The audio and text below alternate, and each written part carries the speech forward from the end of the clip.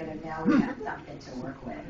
And they said, and also in the description they said she loves animals to the point of obsession, and she loves them so much that she usually maims them in some kind of way. Hug you till she breaks a neck or something. And I just thought, okay, I think I know where you're going with that. So that's where I got the character. I have to say the real turning point was that little poor hamster skull on the bowl. Oh, ding, ding, ding.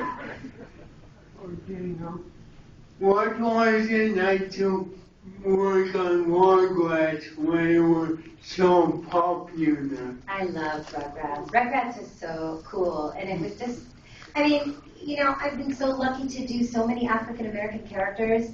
When I was getting pictures together to sign for this con, my love said to me, why don't we do, a combination of just all your African American characters? And I was just so shocked. I didn't realize there were so many. And Susie was definitely the start of that. She was like one of the first great African American characters I ever got to do. And that was just a pleasure. It was a pleasure working with the cast, with E.G., who's, just one of my dearest sisters. I love her. You guys know E.G. Daly, who made Tommy. And Tara, of course. Rugrats was a great ride. It was like a 22-year ride, if you can believe that. We did that show. Thank you. So we've talked about, the stuff that you've done that you really enjoy doing. Are there any projects that you turned down that later you were like, man, I really should have taken that job? Honestly, I haven't turned down a thing. I'm a whore. No, this is the honest answer.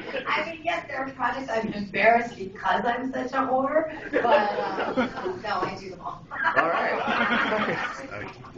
I do everything. I had to say, one day I'll get some self-esteem. All right. Yeah, according to one of the photos you had at your booth, you did the voice work for Storm of the animated X-Men. Yes. I was wondering, did you ever notice any kind of marked difference between voicing a character created for an animated show purely and voicing a character who got their start in a comic book?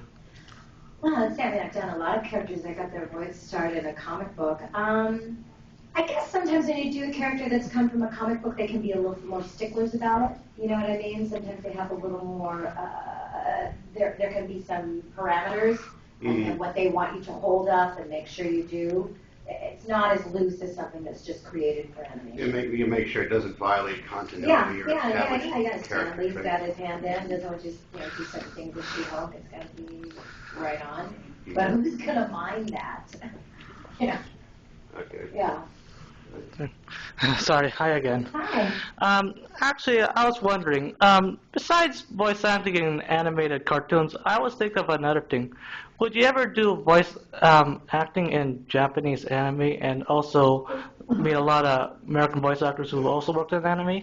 I've never been asked to do anime. The closest I've gotten to anime is dubbing some video games like Medusa from Kid Icarus Uprising.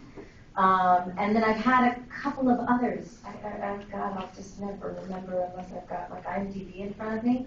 But I have done, I've done some shows that have some anime video games that have already been done, and then I've done the English version.